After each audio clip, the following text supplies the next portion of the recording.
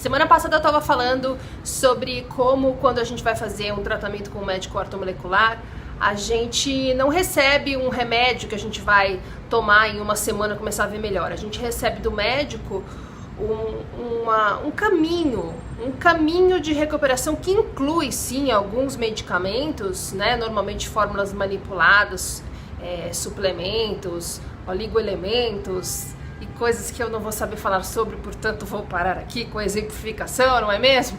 Mas esse caminho para a recuperação do burnout, esse caminho tem muito a ver com autoconhecimento, e é por isso que a terapia é parte fundamental do tratamento, de um tratamento de burnout, porque a gente precisa entender como a gente gera tanto estresse para a nossa vida, né? Que tipo de pensamentos, de comportamentos, de padrões a gente tem, que a gente acaba sabotando a nossa vida, que a gente acaba tendo tanto medo, que a gente acaba tendo tanta ansiedade, que a gente acaba tendo tanto ressentimento, tanta frustração, tanto medo de repetir o passado. É isso que gera estresse na nossa vida, é a nossa falta de confiança de que tudo vai dar certo.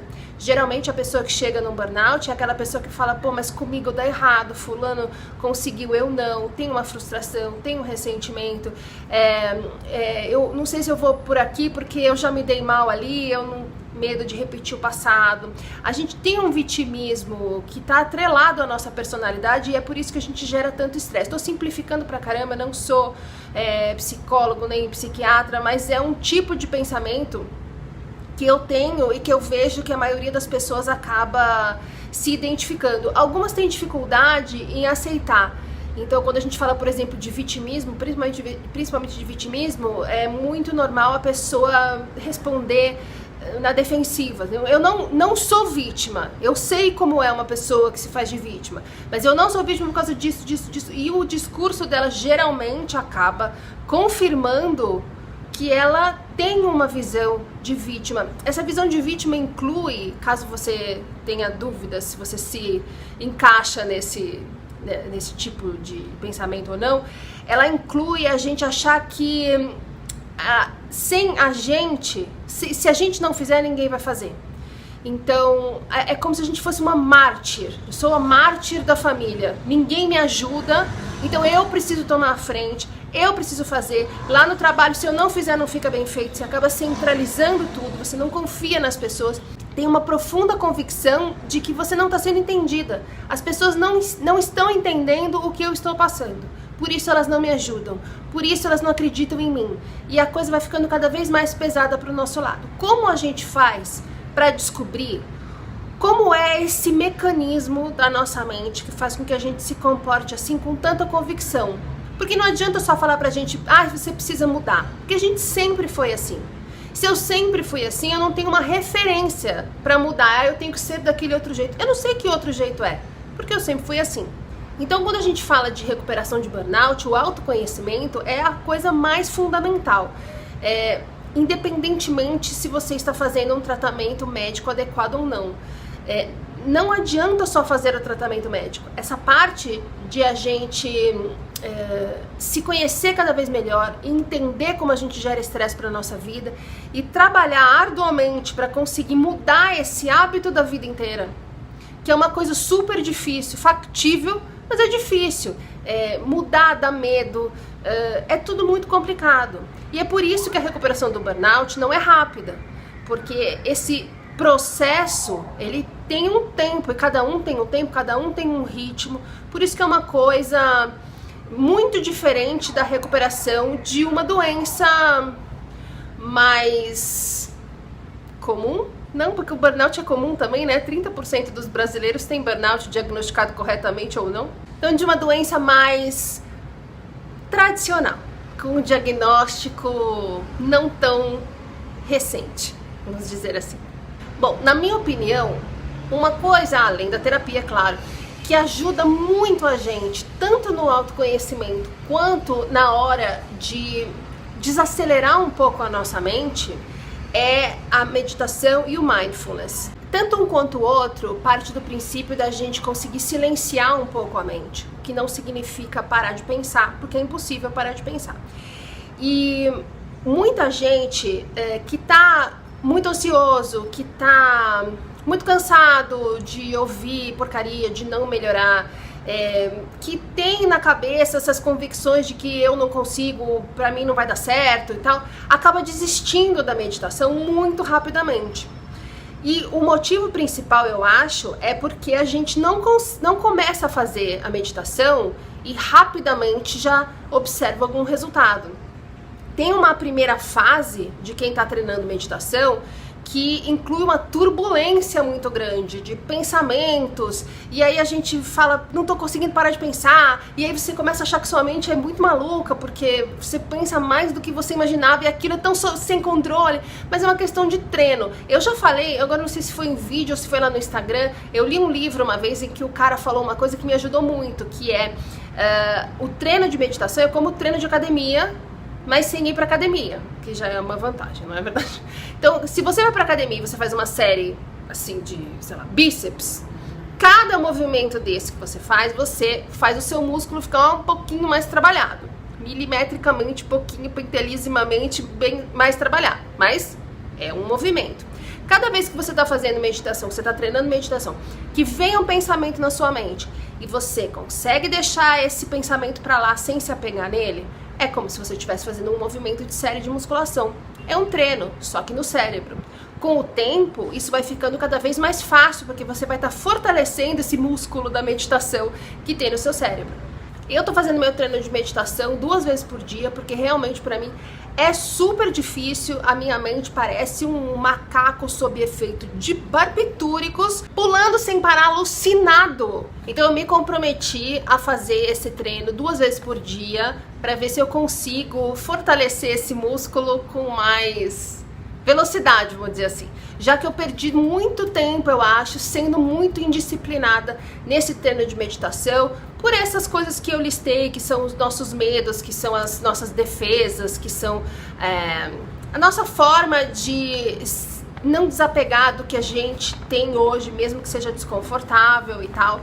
Mas acho que à medida em que a gente vai evoluindo na recuperação, cada um no seu ritmo, cada um com o seu momento, a gente vai percebendo esse tipo de coisa.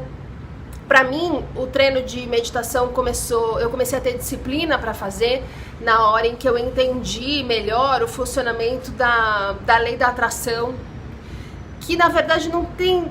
Quando a gente fala lei da atração, vem muito aquele filme O Segredo, né? E isso me fez ficar duvidando disso, tendo muito preconceito em relação a isso por causa desse filme, mas depois eu vi que é uma coisa muito mais bacana do que a gente pode imaginar vendo um filminho desse daí qualquer. Mas acho que isso é um assunto para um outro vídeo, para um próximo vídeo. Mas eu tava lendo outro dia um texto do Sri Prem Baba, é assim que fala, mas ele falou uma coisa aqui que tá me ajudando muito nesse processo de autoconhecimento, com insights que eu levo pra terapia, com uma maneira de tirar esse fluxo de pensamento antes da meditação, tudo ao mesmo tempo. Eu comentei no Instagram, falei sobre isso num post, a respeito do negócio de páginas matinais, que é um processo de estimulação da criatividade que foi inventado por alguém que eu não me lembro o nome, mas depois eu ponho aqui no descritivo também com algum link para me redimir dessa falta de crédito, e que me foi recomendado pela minha terapeuta de Theta Healing, para que eu esvaziasse um pouco esse fluxo de pensamentos da minha cabeça antes de começar a meditação, para me ajudar nessa desaceleração da mente. E aí eu li esse texto do Sri Prem Baba e juntei as duas coisas, as páginas matinais, com o que ele fala aqui. O que ele fala aqui? Ele fala que nesse processo de autoconhecimento tem 2 técnicas meditativas que ele acha que pode ajudar bastante. Uma delas ele chama de meditação analítica. Eu vou ler aqui um parágrafo. Essa é uma abordagem ocidental que sugere um trabalho direcionado de autoinvestigação para que você compreenda seus mecanismos de autossabotagem e libere sentimentos antigos causadores de repetições negativas. Na meditação analítica, você foca em um tema específico que está incomodando e vai atrás das raízes dessa questão a fim de fazer relações de causa e efeito e curar as mazelas da alma. Então eu junto isso que ele falou com o exercício das páginas matinais. E todos os dias de manhã, antes de eu começar a minha meditação, eu pego uma caneta, pego um tema de alguma coisa que eu acho que tá entalacrada ali, que tá encruada, que tá me amarrando de alguma forma, e eu começo a escrever tudo que me vem à cabeça, sem parar. À mão, mesmo a gente escrevendo mais rápido no computador, esse exercício ele é muito mais eficiente se você escrever à mão, porque o tempo que você demora para escrever faz parte desse mecanismo de geração de insights da nossa mente. Então eu pego um tema, por exemplo, o que pode estar eu posso estar me apegando em quê nessa minha doença que me impede de melhorar tão rápido quanto eu gostaria? O que pode estar me amarrando? Essa é uma pergunta que eu acho que todo mundo deve fazer. Porque apesar da gente ficar ouvindo um monte de porcaria de todo mundo falando que inconscientemente você criou esta fadiga para não voltar a trabalhar, a gente começa a ficar tão puto com esse approach, com esses diagnósticos que não levam em conta realmente o que a gente está passando, a fadiga de adrenal e uma série de outras coisas, que a gente começa a não aceitar nenhuma possibilidade que possa lembrar esse tipo de diagnóstico maluco. Então, no meu caso, por exemplo, em que me falaram, você inventou essa fadiga, você criou essa fadiga na sua cabeça pra não voltar a trabalhar porque o seu trabalho virou um trauma. Puta, eu fiquei puta o dia que eu ouvi isso, porque a pessoa tava desconsiderando completamente um problema metabólico muito grave que àquela altura já tinha sido mais do que comprovado que estava acontecendo. E eu simplesmente nunca mais pensei nisso, porque eu coloquei isso na minha gavetinha, besteiras que falaram pra mim que não tem o menor sentido. Mas outro dia eu pensei, ok, eu não acho que inconscientemente eu inventei essa fadiga, mas eu acho que pode ter sim alguma coisa que me faça ter medo de retomar a minha vida, de repetir o passado. Repetir o passado é uma coisa que eu tenho muita consciência, que é um medo grande que eu tenho. Então eu pego um tema como esse, e aí eu pego o meu caderninho lá das páginas matinais e começo a escrever o que me vem à cabeça por 3 páginas, tá? Não folhas, páginas, frente verso frente. Eu vou escrevendo, e isso, na verdade, é uma maneira tão maravilhosa de organizar pensamento. Escrever organiza pensamento, né? Que você vai, como se você estivesse analisando o caso de uma pessoa que não é você. E aí você começa, bom, eu acho que eu posso estar me apegando, sei lá, eu vou abrir aqui, já que eu tô botando minha cara pra bater no YouTube faz mais de um ano, né? Não temos segredos. No meu caso, por exemplo, eu percebi que eu tenho um problema, isso eu já sabia, que é uma necessidade idiota de que as pessoas acreditem em mim. E não tô falando isso em relação ao burnout, tô falando a qualquer coisa. Eu fico indignada quando eu explico com argumentos que pra mim são muito sensatos um ponto de vista meu e uma pessoa nem me ouve. Porque tem gente que considera, isso eu acho bacana, você tem uma opinião, eu tenho outra. Eu ouço a sua, você ouve a minha, a gente pode sair da conversa com as mesmas opiniões que a gente chegou na conversa. Mas nós podemos também ou mudar de opinião, ou pelo menos considerar alguma coisa na visão diferente da nossa que faça sentido e enriquecer nossa opinião. É assim que a gente gera uma opinião, concorda? Mas tem gente que não ouve, tem gente que tá só esperando você parar de falar para poder tentar te convencer da opinião dela. Normalmente são 2 monólogos paralelos. Eu fico indignada. Eu preciso que a pessoa entenda que o que eu estou falando é muito sensato e ela não está prestando atenção e eu preciso que ela acredite em mim. E aí, eu escrevendo sobre isso, percebi que eu posso sim estar me amarrando num pensamento vitimista, porque isso é hábito, né, gente? Isso a minha vida inteira foi assim. A gente não muda um pensamento de uma vida inteira em 2 minutos. Eu posso estar, sim, querendo sofrer muito para que as pessoas, então, consigam perceber que, na verdade, eu estou realmente doente. Não é uma frescura como todo mundo acha. Conscientemente, racionalmente, esse tipo de conclusão parece imbecil. Quem que vai querer sofrer mais tempo? Uma pessoa que quer sarar mais do que tudo na vida vai ficar querendo sofrer mais tempo para ver se muda a opinião das pessoas. E a gente sabe que a opinião das pessoas não vai mudar, mas isso é inconsciente. E aí você pega esse insight e começa a trabalhar sobre ele. Então amanhã vamos escrever nessas páginas matinais sobre esse insight. Quando for o dia da terapia, leva o insight para terapia. É assim que a gente vai, inclusive, acelerando o processo da terapia e se conhecendo cada vez mais e entendendo Que tipo de coisas amarram a gente? Que tipo de coisas a gente tem medo? Que tipo de coisa a gente tá agarrado ali que não quer desapegar de jeito nenhum? E por quê? Pra mim, isso vai me dando uma luz sobre coisas que, se ficarem só na minha cabeça... Deixa eu arrumar minha perna aqui que ela dormiu. Acorda a perna. Coisas que, se ficarem só na minha cabeça, elas viram uma turbulência de pensamento sem que eu chegue em conclusão nenhuma, entendeu? Então, na hora em que você começa a fazer isso, inclusive, geralmente, você vai cair no mesmo ponto. Você vai descobrir ali o que exatamente faz você estressar tanto. Pra mim, e eu acho que pra muita gente, é uma total falta de confiança de que as coisas vão dar certo. Eu parto do princípio de que as coisas vão dar errado, e é isso que me estressa mais do que qualquer coisa. A gente conhecer o problema é mais do que metade do caminho para que a gente possa resolver o problema, né? Então a gente tem que entender o problema, aceitar isso e aí conseguir mudar. Eu acho que esse exercício de escrever continuamente, sem tirar a caneta do papel, nem que você tenha que escrever, agora eu não sei mais o que eu tenho que escrever porque não vem nada na minha cabeça e estou escrevendo me sentindo uma idiota porque estou escrevendo aqui uma coisa que não tem sentido. Uma hora o pensamento volta e o raciocínio continua.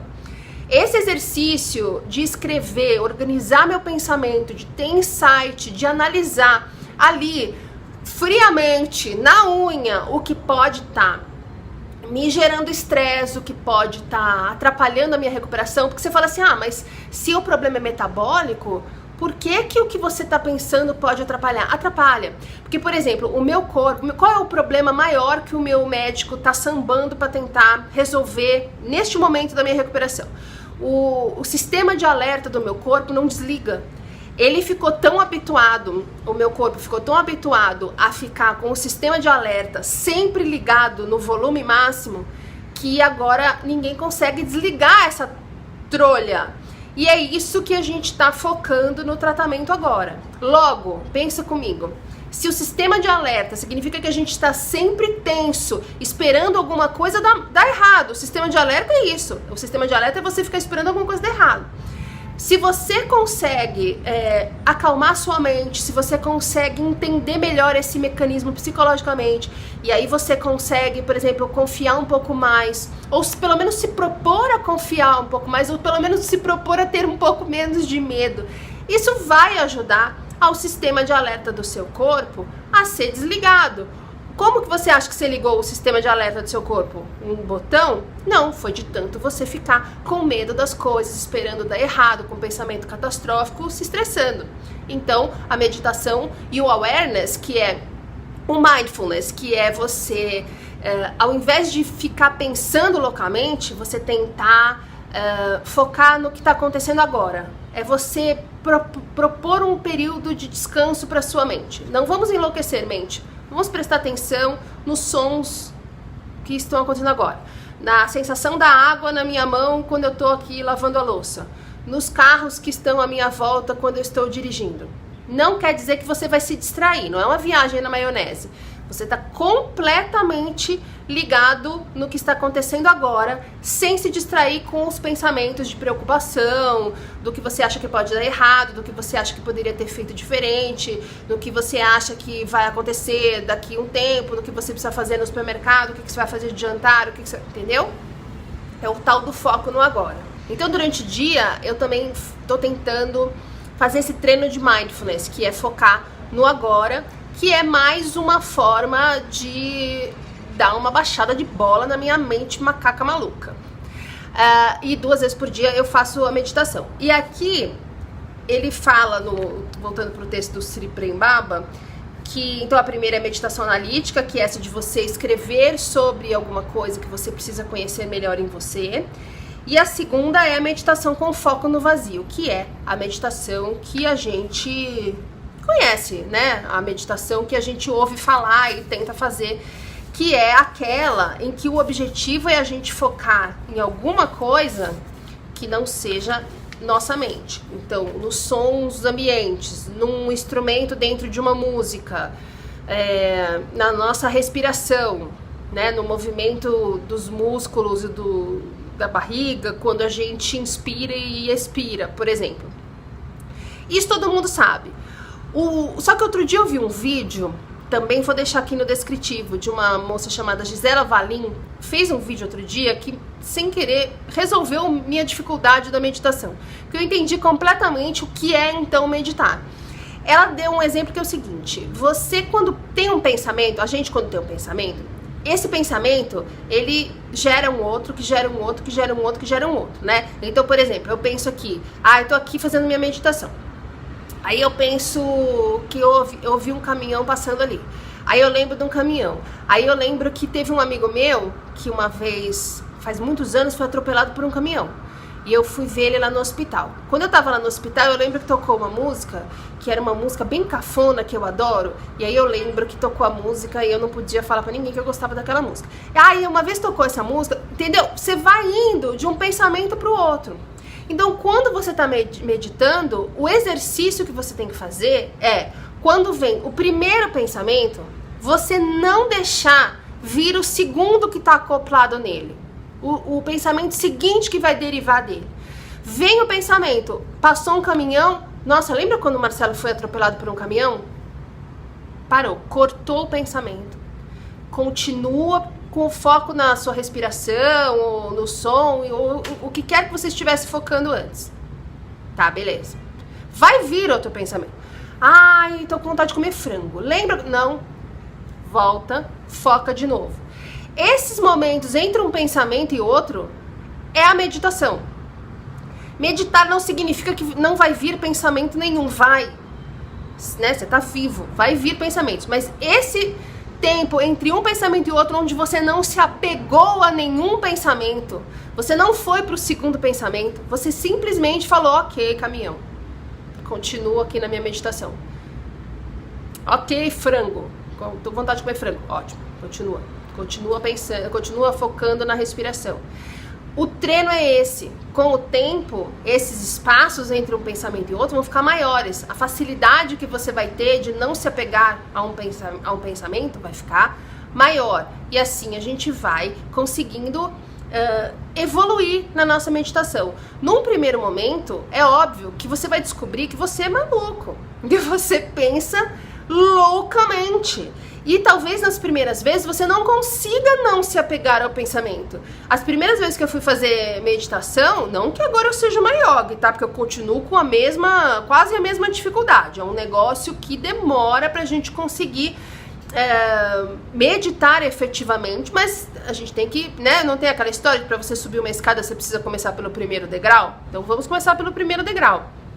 Mas nas primeiras vezes eu lembro que começava a me dar desespero porque eu não conseguia não pensar. E aí eu ficava pensando que eu não conseguia não pensar. Enfim, faz parte, gente, isso é treino. A gente não sai de uma cabeça completamente estressada a ponto de ter chegado num burnout pra cabeça do Dalai Lama numa praia deserta em uma semana, né? Isso tudo é um processo. A recuperação do burnout é um processo. Você precisa respeitar também o seu tempo. Sem ficar evitando fazer as coisas.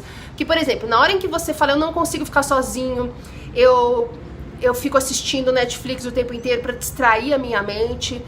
É efetivo um dia, um momento, mas não o tempo todo. Distrair a mente, você tá fugindo do que você precisa conhecer de você para se recuperar de um burnout. Tem hora que é melhor você se distrair do que ficar pensando merda, mas o tempo todo não. Você precisar da companhia de pessoas falando, de pessoas te distraindo, de TV ligada, de prestar atenção na série, maratonar no Netflix. Tudo isso pode acontecer, mas não o tempo inteiro. Você precisa se dispor, você precisa perder o medo, perder a preguiça, de dedicar um tempo do seu dia para se conhecer melhor, para conseguir desarmar esse sistema estressante que o seu corpo se habituou a ter como parte da sua recuperação. Eu também, a minha disciplina era péssima e eu me culpava quando eu me propunha fazer meditação e não fazia, mas eu acho que um dos ensinamentos um dos aprendizados que eu precisava ter também é a respeito da minha autocobrança poder ser um pouco menor. E eu também aprendi um pouco sobre isso nesse meu período em que eu não fazia minha meditação na frequência que eu considerava que eu deveria fazer, tá? Tudo faz parte. A gente não se culpar das coisas, mas ao mesmo tempo não parar de tentar, é o fundamental para que a gente se recupere. Se você se identifica com o que eu falo aqui no canal, se você acha que é uma coisa positiva para você, que te ajuda a ter alguns insights, entender melhor como a coisa funciona e como trata, compartilha com as pessoas, dá like, porque quanto mais os vídeos têm like e compartilhamento, maior é o número de pessoas que têm acesso a esse tipo de mensagem. E a gente sabe o quanto é fácil achar na internet informações erradas sobre fadiga de adrenal e burnout, né?